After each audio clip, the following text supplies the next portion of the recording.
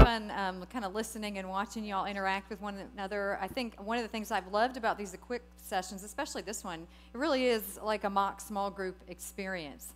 How many of you worked today, had a really busy, hectic day, and had to rush to get here tonight, juggling kids and meal and all of that, right? It's a little bit like coming to a small group. That's what happens.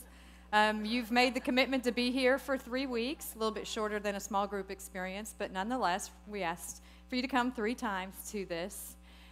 We served some food, some Hershey's Kisses and some things like that. My favorite kind of food. You had to sit at tables, round tables, intentionally so that you could have the opportunity to get to know one another. Some of you might be sitting with people you've never met before, and you've had to share. Sometimes that's a little bit awkward and a little bit uncomfortable. Some of us are better at that than others, but that is sometimes what it feels like when you're in a small group, especially for people who haven't done that before. You've had the opportunity to have some community at Equip. You've had the opportunity to learn a little bit from God's Word and what Jesus had to say about groups and how important they are. And hopefully you've been encouraged in your faith as well in the time that you've spent here. And that really is a lot about what community groups and small groups are like. So for those of you, I think I pretty much know everybody in here, but I'm Jill Harris, Children's Ministry Director here at Cornerstone, and it's always fun to see people during the week. That's one thing we love about Equip. And for me personally, I love seeing children during the week too, so it's fun having your kids here with us as well for Equip. But I'm going to go ahead and open us up with prayer, and while I'm doing that, I'm going to let the panelists who will be speaking tonight come on up front. So. Heavenly Father, we are so grateful to be here tonight. We thank you for this beautiful, beautiful day, God. We're thankful for each person who you brought here this evening. We delight in your sweet presence with us here tonight, God. We ask a special blessing over this gathering. Ask that the information shared here will help all of us be better equipped to invite people into our homes and into our lives. That'll help us to love one another well, learn to love others well, to be better able to impact and serve others for your kingdom. And may you be glorified in all of it. It's in your name we pray. Amen. All right, so we're going to kick off the evening here by letting our wonderful panelists introduce themselves because they're such fun people. I thought you would have a good time getting to know them, and they would do a better job of introducing themselves in a fun way than I might. So let's go ahead. The McDonalds, you guys will be up first. I'm Steve McDonald. We've been members here for a long time. Know a lot of people here. This church has been instrumental in raising our daughter and raising us. So I'm just grateful to be here and grateful to be part of this body. Thank you, Steve. My name is Terry McDonald. I'm Steve's wife. I work as a hairstylist, so that's the reason I always sit on the front row, because everybody's hair distracts me if I don't. I did not know that about her, so that's cool. I was told that early on, front row only. Or I'm doing everybody's hair during church, and I can't do that. Steve and I have led small groups. We backed away for probably about the last year, and we're looking forward to doing that again this year. So, my name is Kevin Yost, and my wife Elizabeth and I co-lead a group with Jason and Meredith Martin. We've been leading or attending small groups here for 12 years. My name's Amy Fisher, and I'm Jack's wife that's on staff, and we co-lead a small group with Jill and Dan Harris. Actually, I think we just all show up, so. And we have a good time. Okay, you guys have a handout in front of you. It's on the blue handout that has the questions that we're going to be that I'll be asking the panelists tonight. I picked blue because color makes me happy. And so you have blue handout. You have some white ones too, but the blue one is the first one we'll use. There's some room for you to take notes on the handout. And we're going to try to run through these questions fairly quickly. There's probably a lot we could say about each question, But this is just an opportunity for you to gain a little bit more insight into some of the questions you may have about leading a group. If you're leading one for the first time, or for those of you who've been leading for a while, there might be something that'll be said tonight that might encourage you in a new way, or something different or new that you could try with your group coming into the fall. So I'm going to go ahead and get started. Also, too, Pat has a microphone, so if anybody wants to add to something from your experience that these folks say up here, or if you have a question about something, you know, you'd like to ask somebody a little bit more about what they're sharing, feel free to just kind of raise your hand, and Pat will run over with the microphone, and just wait till the microphone gets to you before you ask your question, because everything is being recorded. All right, we good to go? Okay, here we go. All right, Amy's going to start with this question. Yeah, we know this might get a little bit messy because they're sharing a mic, but that small group life is a little bit messy too. We talked about that the other day, so this is truly like a small group experience. So give me some ideas of what a typical small group gathering might look like. I don't know that we have a typical small group gathering. So sometimes we do with kids and sometimes we do without. It just depends on what's going on, and everybody just kind of gathers. Sometimes we do, again, we don't have typical. Sometimes we'll have food. Sometimes everybody will bring some food. Sometimes we don't have food. Some of us have a better gift for that than others, and so we talk about that. You don't have to do what so-and-so did. You know, like, that's not, we try not to pressure each other and try to make that real clear. And we've done a study together, which was really, really good, and watch a video and then talk about it. We've also had times that we just get together to talk and share with each other stuff that's going on in our lives. And then we also, a lot of times we get together just to kind of hang out and be with each other. So, Anybody else want to add to that? What I see as typical is what's right back there, where you're leading people to know and serve Jesus Christ. That's the most common thing in the groups, because we've had groups that were 6 people, or I grew as much as 26 people. So they're so diversified. It's really up to how the group gets started and what you're going to be studying that kind of dictates what direction you're going to go with it. In terms of just structure of a group, what's worked for us is basically we meet for about 2 hours. So we gather for about 30 minutes. We do potluck, so everybody just brings something. So there's no pressure on anybody to cook a meal. It's very evident that you can pick something up on the store on the way over. We all know that we're working. There's no trying to impress. It's just, bring something so that we can all, have something to eat. It takes usually 30 to 45 minutes. It kind of depends on how that works, but it's a very relaxed atmosphere.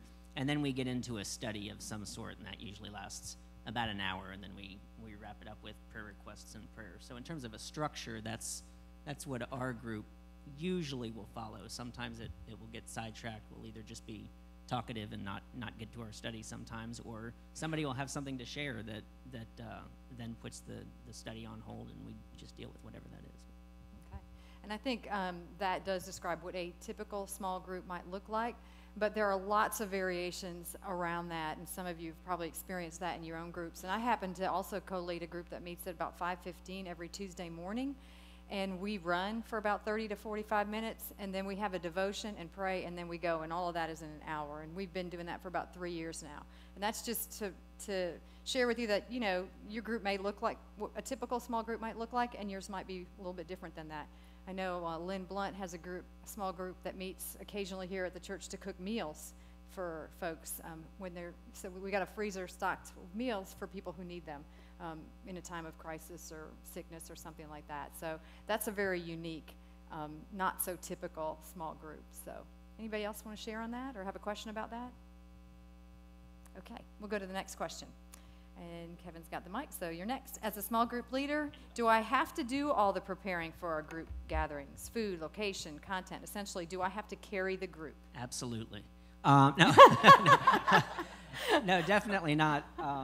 as I mentioned, we co-lead, so that gives us an out. I mean, we're busy, but even in leading the group, we pick a study that, whatever study it is or a book that we're doing, and we let anybody in our group lead. We ask people in our group to lead. So it's not that, you know, the Yosts lead the group or the Yosts and the Martins lead the group. We'll take the lead in leading that, you know, for the first couple of weeks, but then we ask people in our group, hey, do you mind leading next week?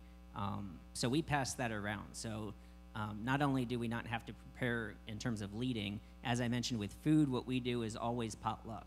And we know if somebody's just having a day, they might come without something, and that's fine. You know, I mean, we all have small kids and work and everything, so that's understood. If it's running through the store and just picking up, you know, something from Publix on the way, then that happens often as well. So no, there's no pressure, I don't think, certainly on us as leaders to carry the load. At the same time, you know, there has to be some structure to the group, and so we make sure that the group is informed, you know, and that we know when we're meeting. We meet consistently and at the same place, so that takes a lot of the guesswork out also.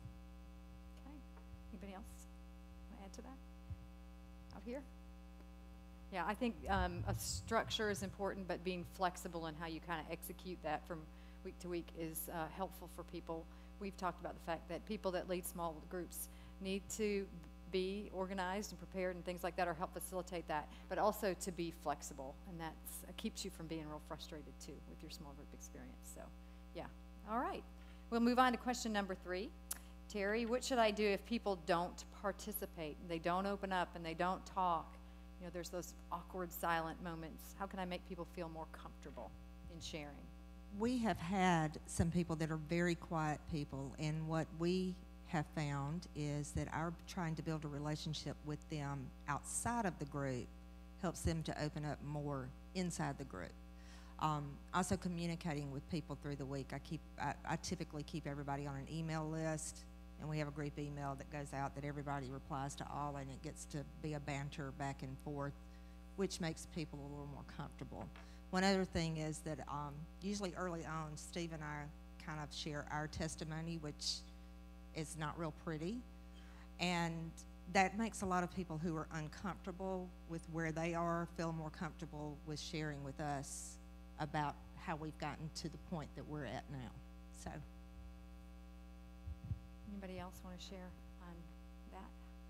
Yeah, we also had someone in our group this year, Amy and Jack in our group, that was very, very, very, very quiet early on. I don't think for the first several meetings he said much of anything, and you kind of wondered, are they enjoying this? Are they not enjoying this? Do they hate it?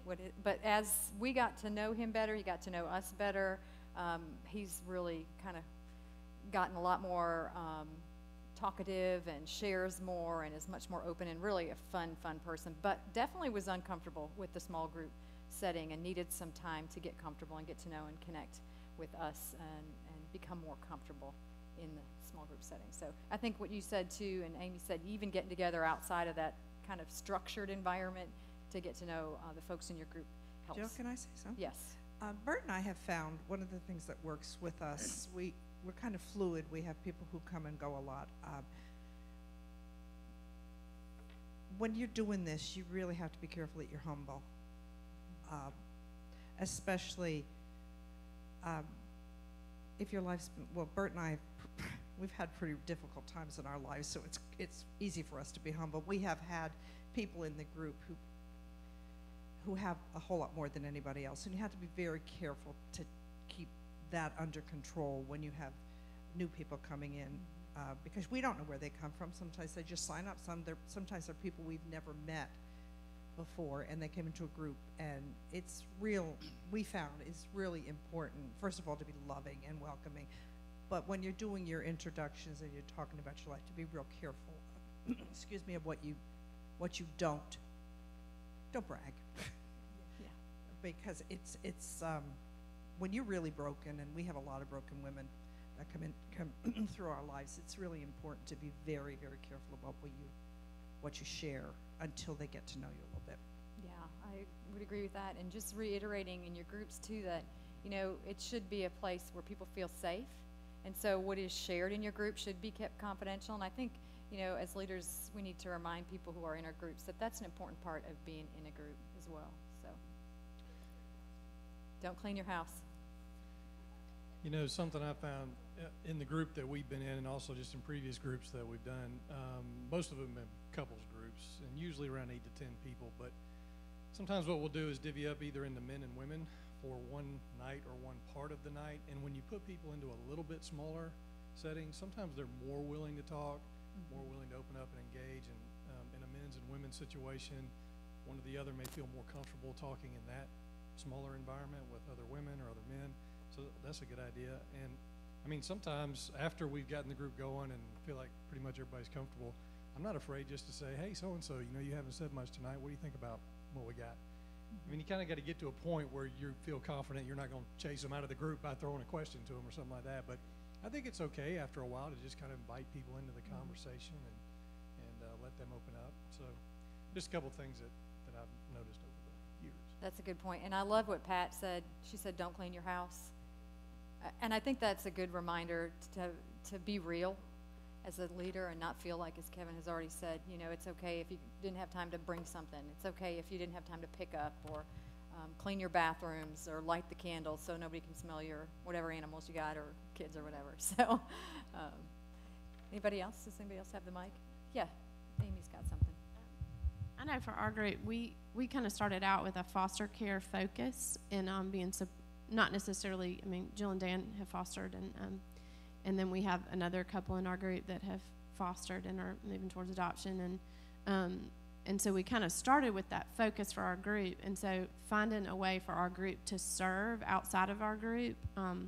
When Big House meets here, is it once a month? Mm-hmm. Once a month on Friday nights when they have their kids' night out, and they let all the kids that are in foster care and the siblings of the kids in foster care come. Our group orders the pizza for the group and then brings it over here and serves it to the kids. It takes maybe 30, 45 minutes for us to do that, but then we all go back over to Johnny Brusco's and eat dinner together. And I think doing some things like that where it's not centered around, you know, a study time or, you know, the whatever night y'all meet or whatever, and it's an opportunity for people to just kind of come as they are and really engage with each other outside of like a sitting around in a group talking about something, has really helped our group to get to know each other better, see each other's strengths, encourage each other, and have that time together, you know, to eat together and fellowship together outside of the normal time. And that, I think, has helped people really open up to each other and feel more comfortable. Definitely. Sorry, that got into another question. Oh, no, that's good. Let's see. Who's got the mic? Kevin? No. How should I handle, Steve, how should I handle prayer or prayer requests at a small group gathering?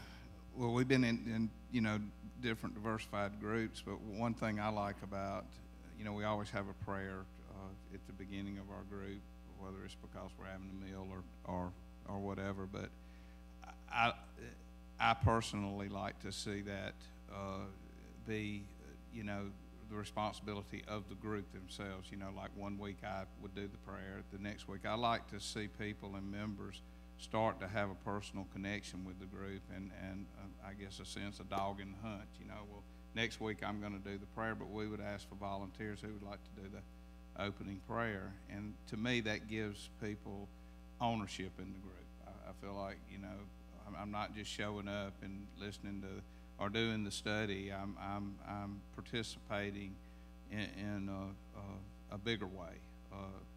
Now, prayer request, we've done it several ways. We've done it where we would put prayer requests on cards and partner up as prayer partners, and you know, we haven't, I can't remember us being big on doing prayer requests out loud. We kind of keep it on a personal level with the members, and I really like when we pair up as a prayer team and pray for each other on an individual basis away from the small group, and you know, there again, that gives that personal connection with each other, and you get to know people, and you know, and help each other with struggles. And so I kind of like it that way rather than just you know, let's all get together and have a big prayer and go on about our way. I like for everybody to have a part in that part of it myself. So. That's a great example of way to do prayers and prayer requests in your group. Does anybody else want to share how they do? I participated in a Bible study that was not any certain church, just a bunch of different people that got together. And the way that we did it, it was men and women in this group, is everybody would put their name and contact information on an index card, and we put all the women's in one pile and all the men's in another, and you just drew a name, and it was your responsibility to contact that person by text, by email, and ask if there was a specific prayer request. Now, I knew very few people in this group at all, but I quickly began to know the people that I was praying for and the people who were praying for me. So it gave me a deeper connection very quickly that I don't think I would have even had just talking face to face with people. I had led a small group for women, and women tend to get into the whole bless their heart thing, and they share a prayer request, but it's like way more information than you need. And so what we started doing was we passed around a notebook each week, and it would just have the date at the top, and if people had prayer requests while we were having this study, because we also found it took so much time, and so they would just write their prayer requests in there, and then we had a group email, and then I would send those out to everybody. So everybody got all the prayer requests.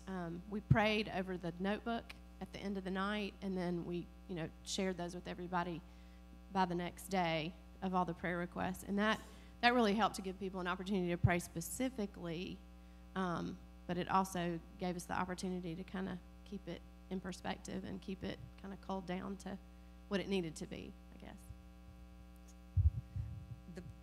One thing, and this has not happened to me in an experience in a small group in this church, so just let me have that disclaimer.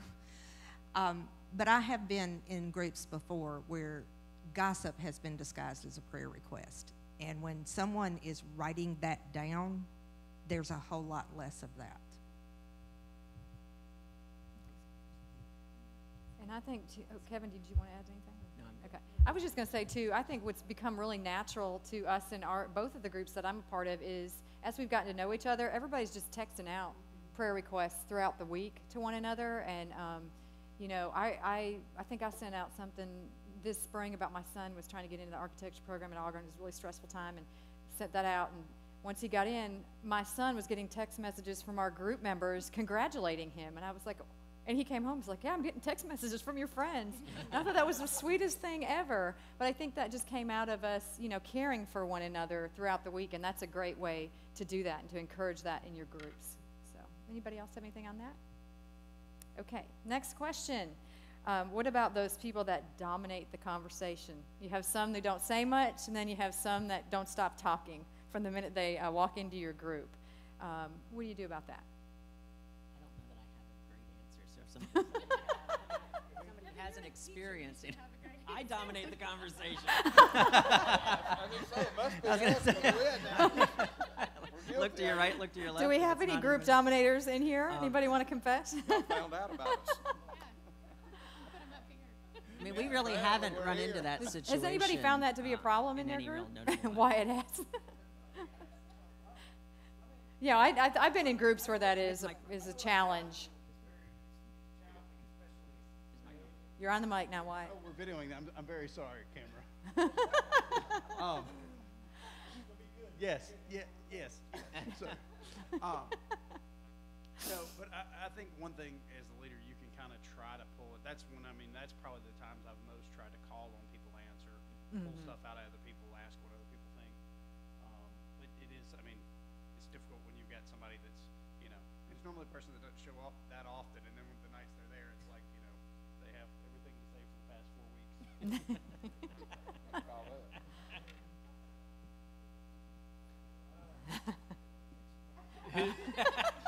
All right, let me preface this by saying I get paid for thinking and talking. So I always have to respond to arguments and do that. So as a potential dominator, let me tell you something that helps if you are leading a group and you find yourself to be somewhat of a dominator. You have someone in your group that you can count on, that you've talked to in advance and said, hey, I have a tendency to talk too much.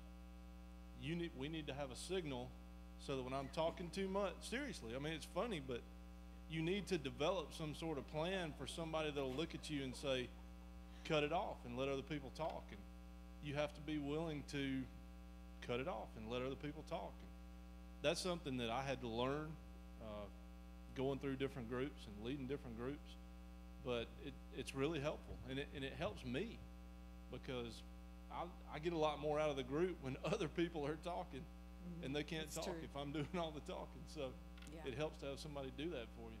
Yeah, you have to think of the group as a whole, and everybody's best interest is probably to be able for everybody to share. So, okay. Well, no specific answer. We'll call Wes if we need trouble with that. If you need him to show up, all right, at your group, help you handle that. Okay, we're going on to question number 6. Can I get an easier question this time, please? Okay. From the panel. How do we encourage participation on a regular basis, knowing people's lives are really busy?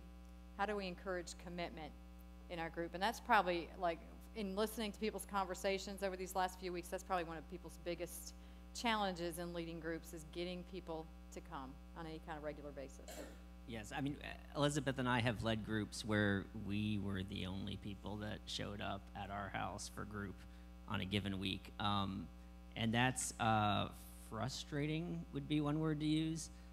It's very frustrating. And so, you know, in times like that, we've just addressed the group and told them that, you know, commitment is important in the group, that in order for us to achieve what we want the group to be, it's going to take people showing up, and that sometimes you may have to show up tired, you may have to show up when the week is busy, and at the same time there's a balance there, because you also have to be understanding that some people aren't going to show up every week. And you know, now our group is such that most people show up every time, and so then when somebody can't show up, then it's not a problem. But if you have a group, and you know, we've had a group where just people weren't committed, and we just had to deal with that straight on, and we just had to talk to the group about it, and whether that was effective or not, I don't know, but you know, we managed to get through the year. Did they ever come back? That's right. And then we weren't allowed to be leaders anymore. No, so so yeah, so you know, again, we talk about this being messy, and you know, they put me up here on a panel as if I'm some small group expert, and that's not it at all. I mean, we've led groups that you know, it just didn't quite feel solid as a group. We've participated in groups where we just didn't feel plugged into the group. That happens. And I may have said it earlier, you know, I like for each, you know, not every week me and Terry lead. You know, we like to ask for volunteers, and in other words, a commitment from other members to say the prayer, to lead the next week. And that, you know, I just want everybody that's in our group to really feel like they have a personal connection to the group and to me and Terry. And it just, sometimes it takes a while when people are busy and they don't want to show up, you know, but once they start getting involved and feel like they are actually a part of it, you know, apparently we did pretty good. We had a small group that turned into 26 members. So, you know, it really helps when everybody's got a participation role in all that we do. And I think rotating leadership and prayer and whatever you have, if you can. I'm not like cooking, or say next week you cook all the meal or something if you're eating meals at your small group, but I like for it to be spread out amongst the members of the group so that everybody has that personal connection with it. You know, I think that the main thing is that you can encourage, but you can't demand. And the more participation comes from attraction rather than promotion. So, I mean, not battering somebody over the head about, why weren't you here last week, or that type of thing. Turning that around and saying, you know, we really missed you. You are an important part of this group. Rather than putting them on the spot and them feeling like they have to give you an excuse or a reason or a justification or whatever you want to call it. And what Steve said, you know, we do feel like when someone has a responsibility to the group for the next week, they're more apt to come. We haven't experienced a whole lot of just no-shows. When we had the group of 26, all 26 weren't there every week, but it was usually 22. And, you know, we had a pilot that was out of town every third week. And so, you know, you're going to have things where people can't come. But ours have been really good to let us know that they wouldn't be there the next week. And part of that may be that we're older and we have a more scheduled life. I don't know. That we know when we're not going to be available. Of course, you know, you've got small children, so you can have an accident and on the last minute not be able to come. So, I know that happened to several people tonight, so yeah, that's life. That's part of it. So. All right, Amy, did you have a question or I want was to just offer gonna- something? Yeah, just add one thing. Our group definitely has struggled with this a lot, but kind of on the flip side, if you do have a night, not where it's just you and your wife or whatever, but if you have like one couple or even maybe just two versus like having, you know, your usual 7 or 8, we've had a couple of good nights where we realized like God really had that moment planned. Like they really, you know, whatever, this one couple was going through a real tough time with their in-laws and just some difficult situations. So it's neat, you know, just also to encourage you to have your eyes open for when those nights do happen where you do have a real small group or maybe even just one couple or one person there, that God may have something planned for you. Of course, if it happens for weeks and months, which sometimes it does, then there's this problem. But yeah, exactly. But keep your eyes open too. Those are all good responses to that question. The next one is, how do we handle childcare for our group? And I'm just going to go ahead and answer that kind of quickly for the sake of time. There's a lot of different ways you can handle childcare, and probably many of you in here handle it in very different ways. One of the things I would encourage you to do is to invite children and families into your group from time to time. You know, a lot of groups are doing that now. They'll have, you know, one night out of the month where everybody comes together, kids included, and make it a family night, and you really get to know one another well in that type of setting. Some people gather all the children at one house and have a babysitter or two, and everybody shares in the cost of that. That works out really well for some groups. For some people, you know, that doesn't work as well. We had some folks with kids. They came over and kind of ate with us, spent some time with us, and then the kids went upstairs and played, and one of my kids helped out with that. You can work it out that way. You can leave everybody on their own to get their own sitters, because some people prefer, they put their kids to bed at 7 o'clock at night, and that's what's going to work out best for them. We also offer a child care reimbursement here at Cornerstone in order to help people participate in groups. So you can let your group participants know that that's available. We certainly wouldn't want anybody not to participate in a small group because of the cost of child care. So let folks know that that's available here at Cornerstone.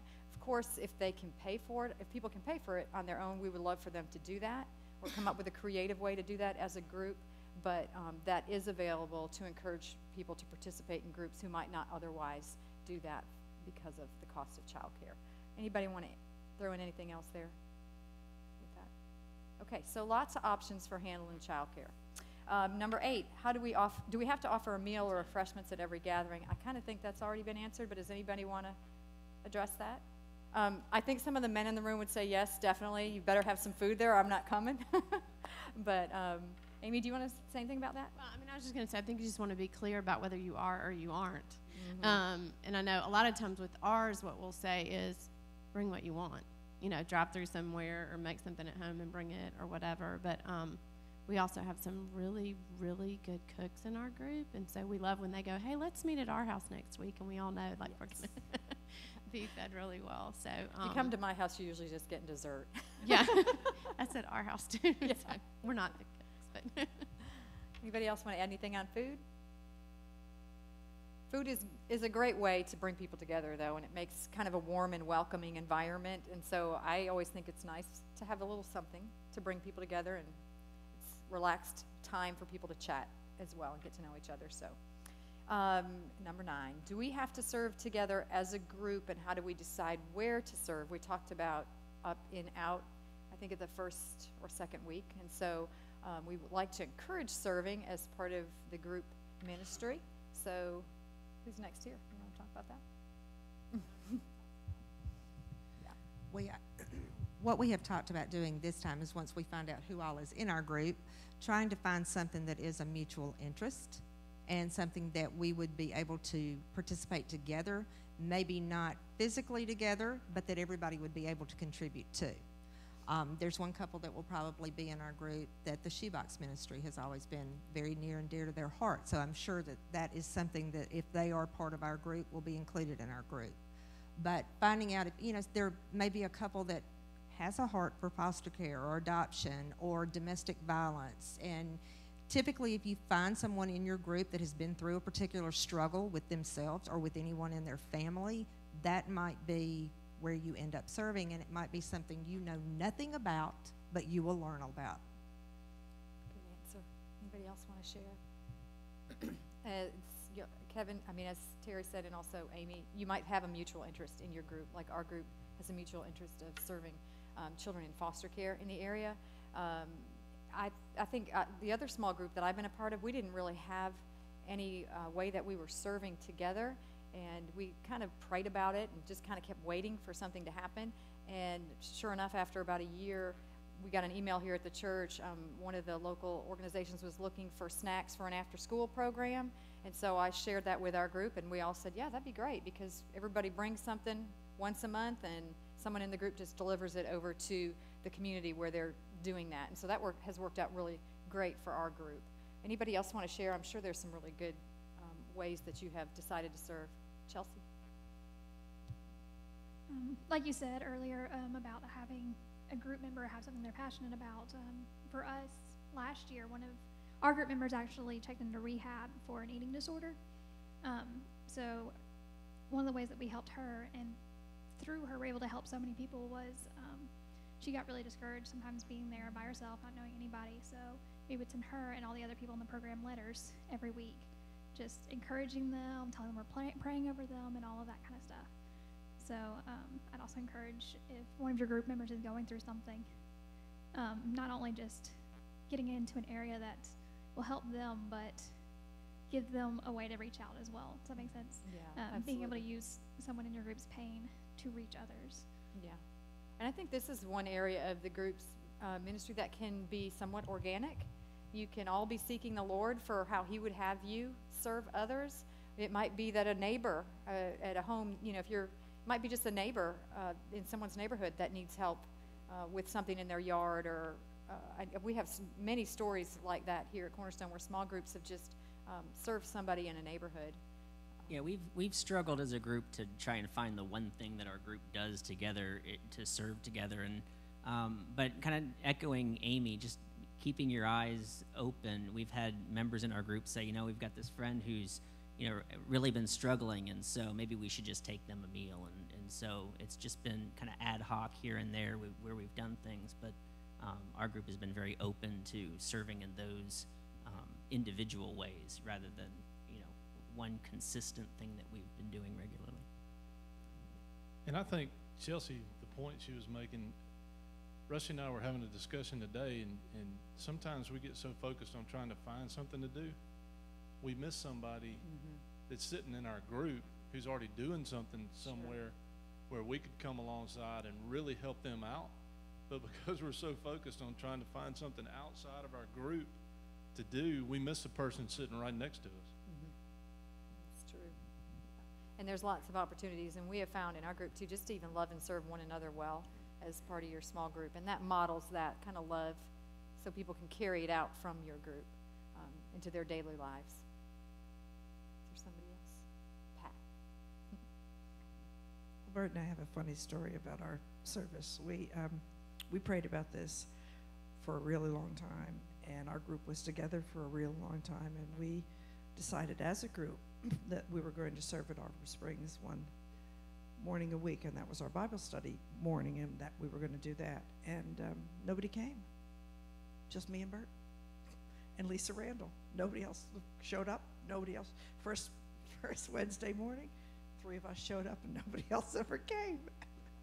Bert and I are still, and Lisa Randall are still going to Arbor Springs every Wednesday morning to lead our Bible study, and nobody else has ever come. So we just... Yeah, but you're serving a whole group of yeah, residents there. The rest of the people, the rest of the women in our group just never showed up. Oh, okay. I was going to say, I've been there a couple times. There was a whole bunch of people in the room. No, the residents come, and they It's love not who us. you expected, but the residents are all coming. We right? expected the residents to come. We just expected the rest of the group to come, and they just, nobody ever showed up, and the group kind of died. Well, It's just the weirdest you thing. guys have something really special going We on do, over there. we do, though. we Yeah, do. so- And I wouldn't give it up for a minute, but sometimes even the best laid plans don't work out That's so quite the way true. you think they're going to. So. So true. All right. How do we choose material for our group? Who's got the mic? Oh, that's always the hardest thing. We have kind of just thrown it out to our group to try and come up with some interesting ideas. We've gone to the bookstore looking for ideas. Right now, media, I was going to say right now, media is a great resource to just, the leaders can go to and pick one, or we can have our whole group go and just kind of browse it and try and find something that's appealing. And from that, it's just an easy resource to use. So I'm a big fan. Anybody else want to talk about that?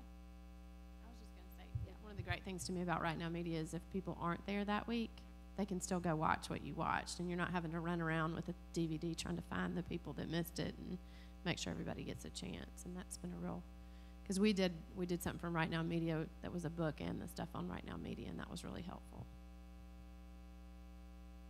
And along those lines, I was just going to say too, I would try to take the pressure off of yourself to make this the focus of your group gatherings. It's great to be able to offer this, and it's important as we want to grow in our relationship with the Lord. But I look back, Jack and I were chatting about this the other day, looking back on this past year in our small group, I do remember that we did a Mark Batterson study back in the fall, and I could probably tell you a little bit about what that was about, something about circles. But what I really remember in being a part of that group was... And blinged up jeans. Yes. Well, and bling jeans, yes. Mark Batterson wears a lot of bling. Patterson wears jeans. blinged up jeans, so there was a lot of jokes about that. Yeah. Anyway, what I remember is really walking alongside one of the couples in our group had been divorced and were getting remarried during the fall when our group was meeting. And so we got to we didn't get to go to the wedding, but we got to be a part of that journey those several weeks before that, and that was really fun experience for all of us. One of the group members of ours went through foster care licensing, got their first placement in their home, and then now are also in the process of adoption with that child. So we've been on that journey with them as well. And so I feel like, and Jack, he shared about his MS last week, that diagnosis. Our group in this last year has had so many of these experiences that I know that God has grown all of us through those experiences in our group, and just doing life together as a group. Make that your focus, and loving each other and caring for each other well, and choose whatever you choose will more than likely help grow your group. But I wouldn't make that the primary focus of your group. And a lot of people come with the expectation of that because that's been their experience. They've been a Bible study people, or they're used to doing a study every time they show up.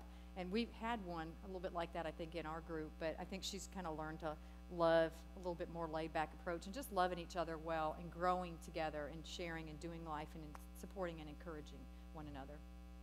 Well, and I was going to say about the whole attendance thing. I mean, we have a couple of couples in our group that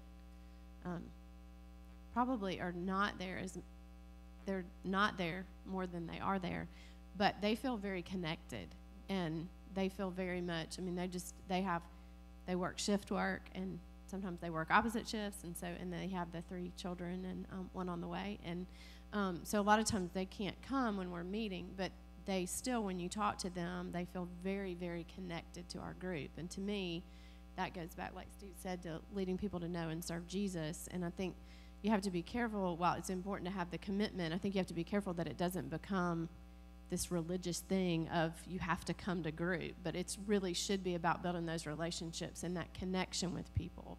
And that's why I think it's good to have lots of opportunities to plug in and get together, even outside of and it doesn't have to be like this big planned out kind of thing. And sometimes we'll have, 2 couples in our group will get together, or 3 couples in our group will get together, or like the thing where we go to Johnny Brusco's and eat. And sometimes people can't get here to help serve, but they'll meet us at Johnny Brusco's to eat, which is fine too. So. Okay, and we're going to get through these last couple of questions kind of quickly.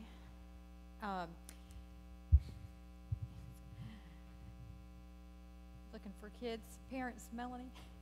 You got the one you're looking for? Right there. Okay. All right. We're going to try to answer this one kind of quickly. What if I'm not sure I have enough background in the Bible or theology to lead a group. Anybody want to share on that? Yes, I said we're perfect examples of that right here. Chelsea?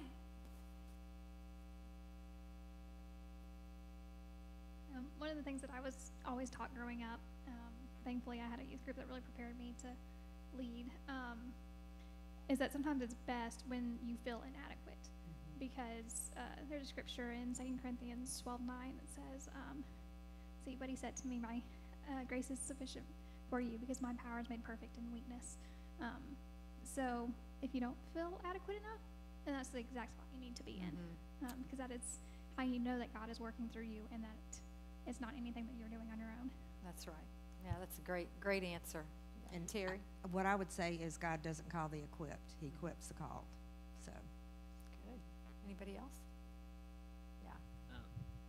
We've said, I don't know the answer, and we've had to come back with an answer. We've talked to Rusty, I think, at a time when we just didn't have the answer for the question. It's fine not to have the answer. We send our group out to go research the answer. Of course, we have, cell phones, so sometimes we're looking up the answer right there during group. But yeah, none of us feel, like the biblical scholar in our group, but we just kind of all rely on each other to. Had to do a lot of training with Kevin over the years, and we've really worked with him. No, I'm just kidding. Well, first of all, feel free anytime you have a question that you're stumped with, and just email me. I'll be glad to talk you through it. And I don't know everything, but I can at least tell you I don't know everything, and then we can work from there and see what we come up with. But also over the years, as we've done small groups, we've really tried to help people understand it doesn't take a seminary education to lead a small group.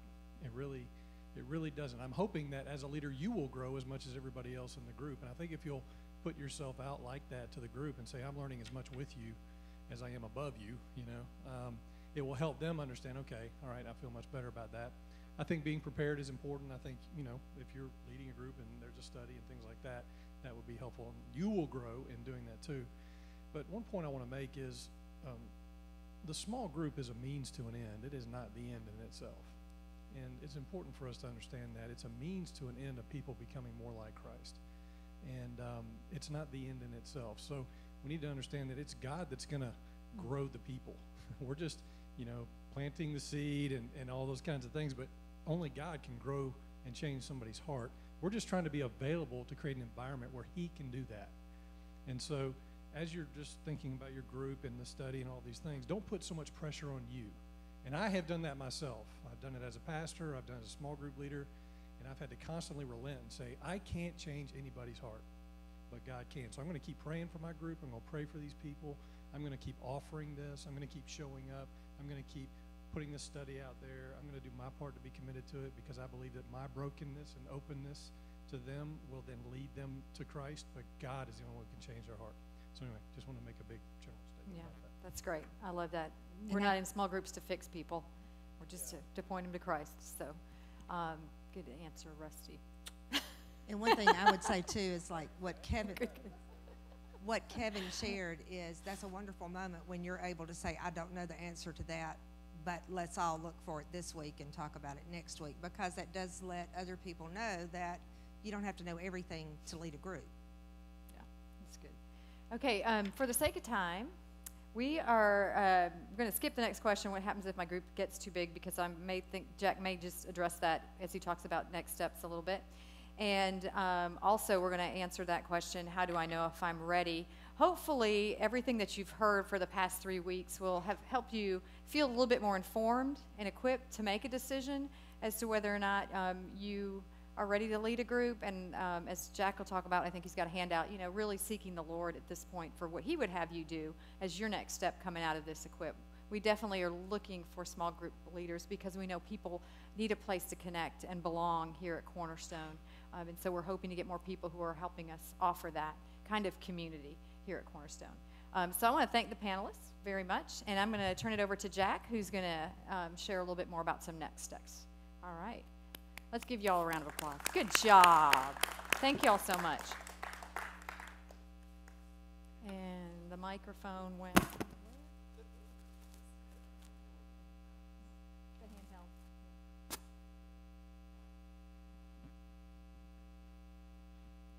I need to apologize to y'all. Last week I did not have enough copies of everything for everybody that was here, and I believe that Jill may have emailed.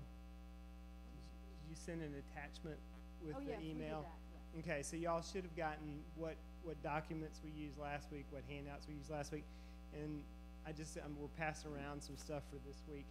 And I want y'all to know that I'm not a director of children's ministry, so I'm using white, and white makes me happy. Okay? If you guys would, look at the next steps for your equip groups. And I want to talk through that. I know we have about 2 minutes before we promised we'd have you out of here. Jill already mentioned this, but it's so important. Pray. Pray before you make a decision to step into small group leadership for this coming year. Whether you've been a small group leader or this is your first time, please pray about it, and make sure that that's what God's calling you to, and that you feel comfortable that you don't have to be ready. You just have to know that God's on your side and that you're headed in the right direction with that. Because I don't think you're ever going to be exactly ready. None of us are. Number 2 is complete, either by yourself or if you have a co-leader that you work with, or you're in it with your spouse. Complete the 5 W's document that was in that email attachment that Jill sent out. Some of them were on the tables last week, and I'm going to go over an example of that in a second. Once the 5 W's form is complete, meet with your connector and talk about your upcoming community group and the vision you have for it. We're really going to rely this year on connectors. I know that some of y'all have active connectors, some of y'all don't. I know there's at least 3 people that are considering, or 3 couples that are considering leading small groups, and we'll make sure you guys have a connector in the next few days. We'll make sure we pair you up with somebody. But that's going to be a real important part of this coming year, is making sure that there's somebody that is connected with the staff that can then be connected with your small group, so that you're not left out of the loop, so that you feel like you have somebody to turn to for information, and if you have problems, and if you just need something. That's going to be real important.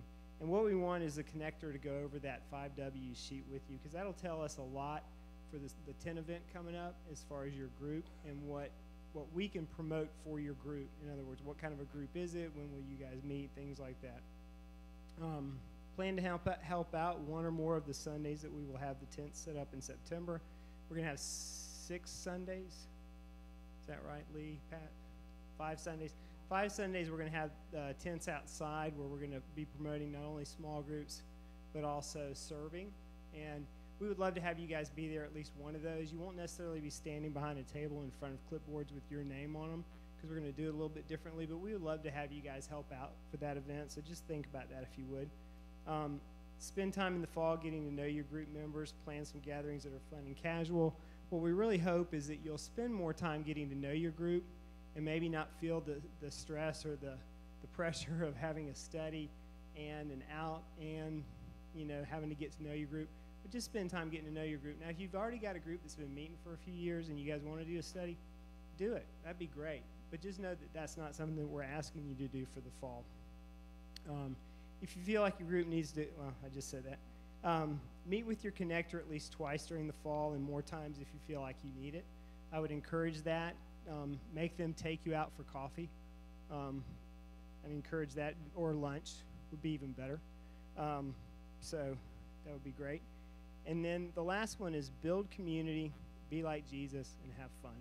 And I think that really the have fun part, well, of course the other 2 are very important as well. But I think sometimes people get so stressed out about small groups that they forget about the have fun part. And then one of the things that we've talked about this fall is last year about this same time, all the small group leaders, we invited them over, Amy and I invited them over to our house, and we had barbecue and just hung out and kind of just shared time with each other. And we want to do that again this year, so know that we'll send out an invitation. And really, we would like to do that multiple times throughout the year. Won't necessarily be at our house every time, but I think Rusty wants to host 3 or 4 or 6 or 8 of those. Yeah, you can tell he doesn't know about that yet.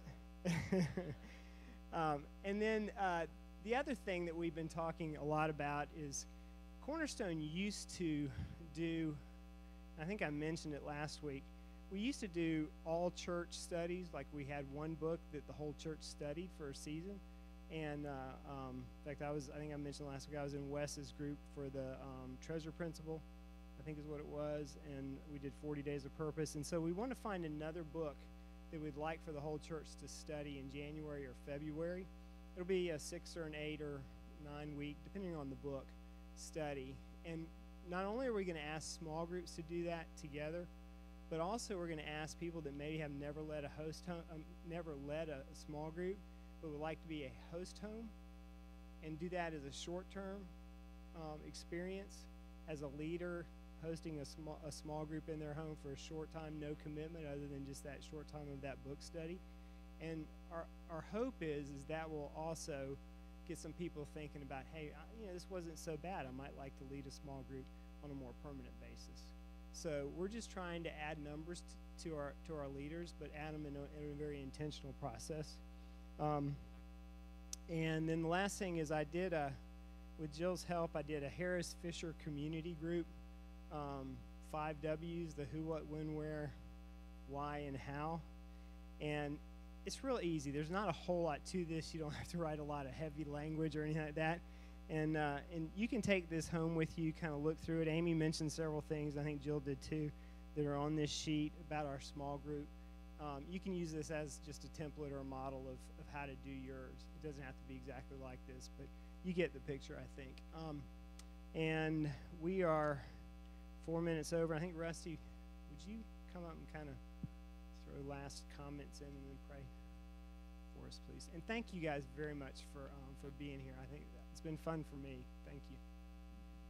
Yeah, it has been good. It's good to do this. We hope to kind of find ways to get back together through the year and be connected as we lead our small groups. Small groups are, 1/3 of the strategy here, worship groups and serving. And so we want to make sure that we are connecting people as much as we can.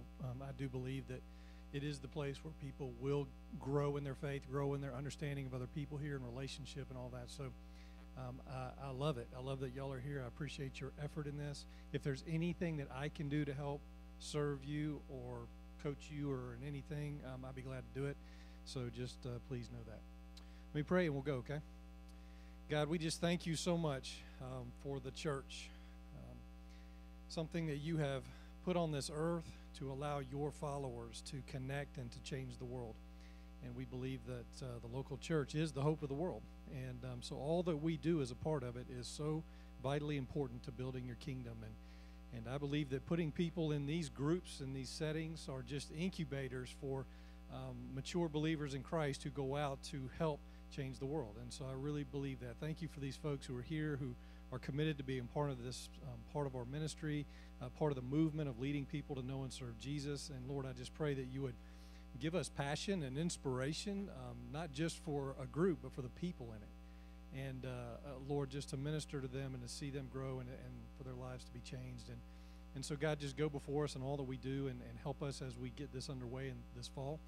We just pray that people would come, be a part of the groups, that new leaders would rise up so that we can multiply everything that we're doing here. We love you. We thank you for loving us. In Jesus' name, amen.